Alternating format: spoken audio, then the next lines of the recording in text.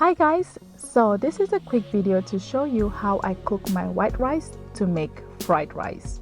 I like it a little dry and non-sticky, so let's get right to it. I'm using 4 cups of jasmine rice here. Pour it in a sieve with a bowl of water and give it a rinse. I do this at least 2 times. Pour it into a pot and add 4.5 cups of water to start with. Cook open and on medium to high heat until it starts to bubble. Then cover the pot and lower the heat to medium-low. When the water is almost dry, add 3 tablespoons of butter. Cover and cook on low heat for a few more minutes.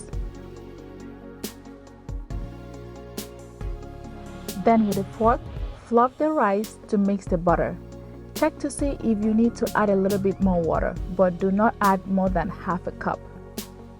Turn off your heat and let the steam cook the rice through. Then fluff it with a fork some more and pour it into a baking sheet. Do not use a spoon so it doesn't mush the rice. Spread it and put it in the fridge overnight, and it's ready to be used for your fried rice. There you have it. I hope you enjoyed this video. Don't forget to like, share, and subscribe. Thanks for watching. Bye.